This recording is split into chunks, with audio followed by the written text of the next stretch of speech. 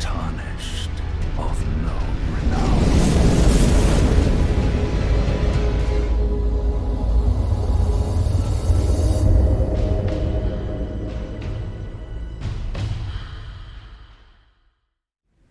What is going on, YouTube? Welcome back to the channel. I hope you are doing amazing. I hope you're having a great day. Thank you for stopping by and checking out another Elden Ring boss guide. And man, oh man, this was the one. This was the big one. This was the big baddie. One of the hardest bosses in the game. Malenia, Blade of Mikola. Holy smokes. This battle was insane. I don't know how many times I lost to this chick. Probably at least 40-50 times.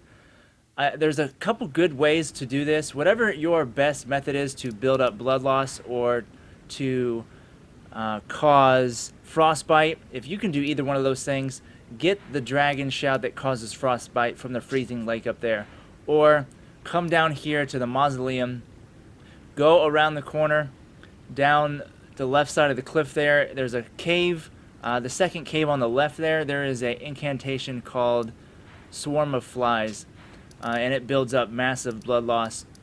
Whichever one you can do better, frostbite or blood loss, go for that one, because I beat part 1 so many times, so many different ways. Whatever you can do to cause as much build up damage as you can. The Rot Breath did not do very good here because you do not have a lot of time. You're not going to be running around waiting for chip damage here. You need to do damage fast. So however you can do it, get it in there and get it done. I decided to go with the blood loss buildup on part 1 and the frostbite on part 2. So let's check out the gear here.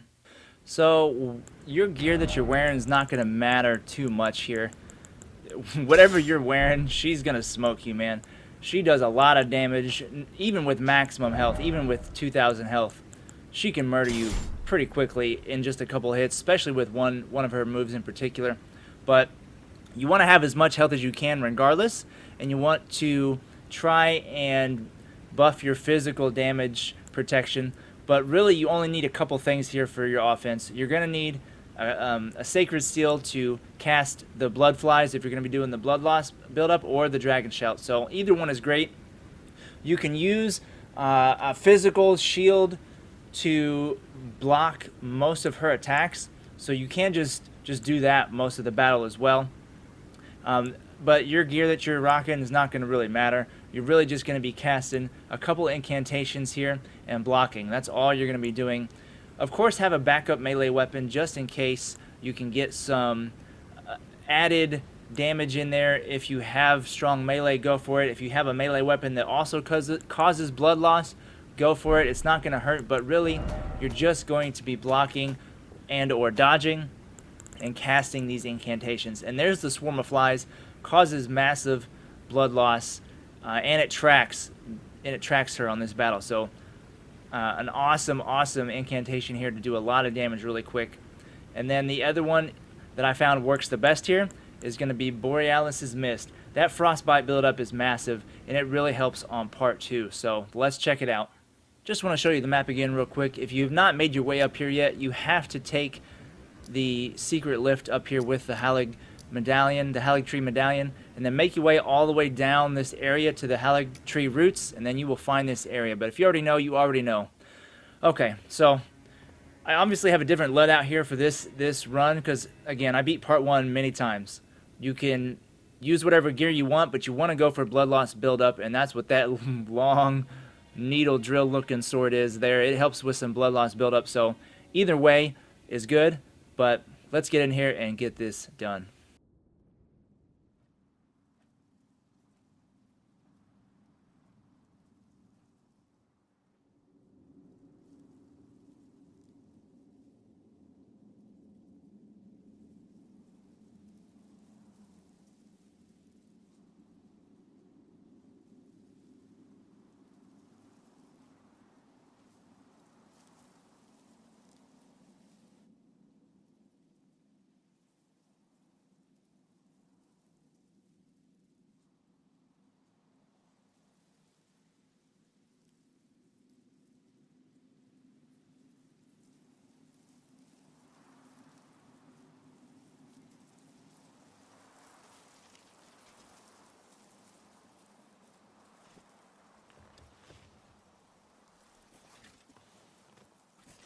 I dreamt for so long.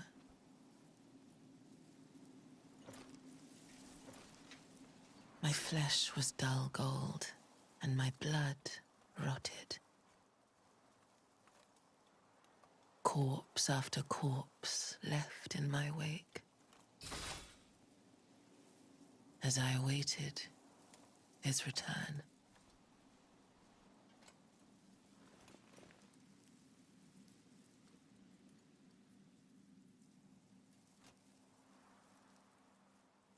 Heed my words. I am Malenia, Blade of Mikola.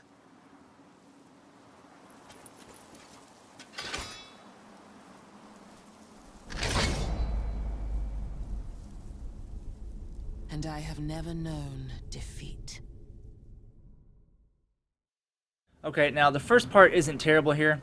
She can murder you either way, but you can get a lot of good damage here, especially if you have an upgraded Spirit Ash. You're gonna need a Spirit Ash on this battle, regardless. Unless you're a Master Swordsman and a Master Dodger, or you can just do extreme amounts of damage, you know, maximum damage in this game, you're gonna need a Spirit Ash.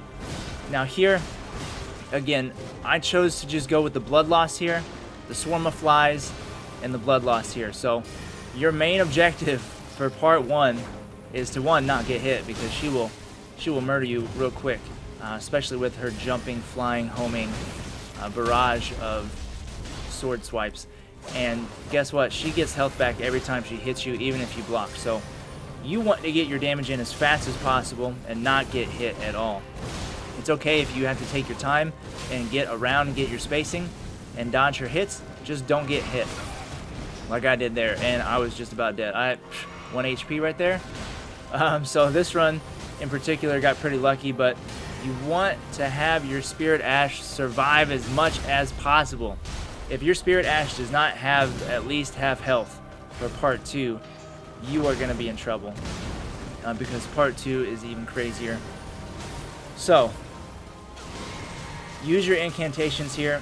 Whatever you do best, Frost Buildup or Blood Loss, go for that. I chose the Blood Loss here with the Swarm because it was a little bit easier to maneuver. It did not take as long to cast, and it got me to part 2 pretty easily. So let's keep going.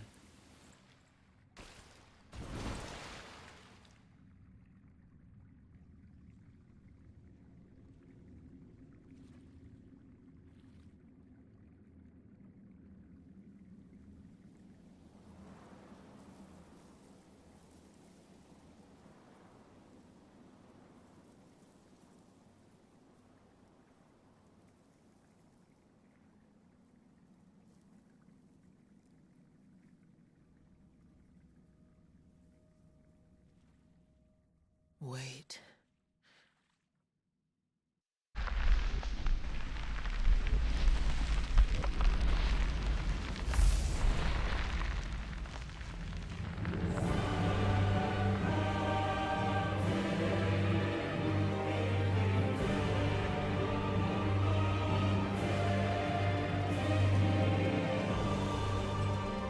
The scarlet bloom flowers once more.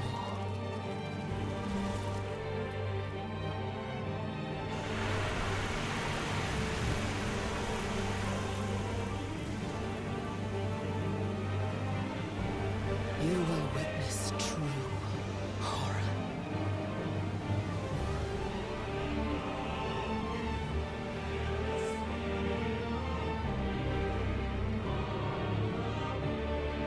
Now, rot.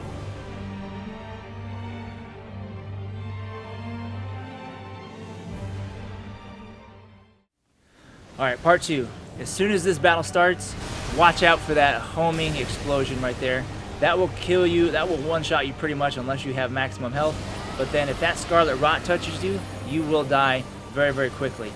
So, if your Spirit Ash has some health left here, you're gonna have a chance. You're gonna have a much better chance. Again, you do not want to get hit. She will get her health back and she will home and track in on you and pretty much hit you from anywhere on screen. That's why you need your Spirit Ash to get over there and distract her, so you can go with this frostbite.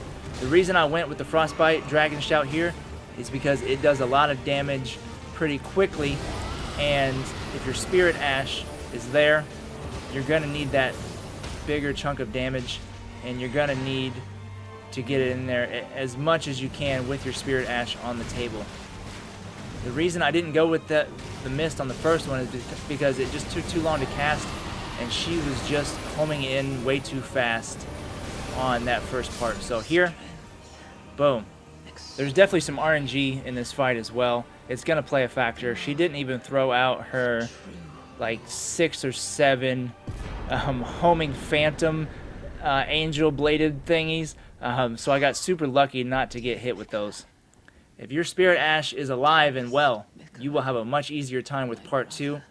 You're still gonna have to dodge and not get hit as much as possible. No matter what build you have, no matter how much health you have, you're still gonna have to dodge and not get hit as much as possible. But the key is get your best spirit ash, get him upgraded as much as you can, and get that damage in when you can, and just watch for her attacks, and then use your shout there to get that frostbite in.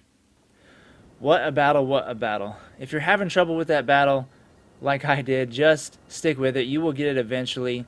Her attacks are not that hard to dodge once you learn her attack patterns, but just stick with it.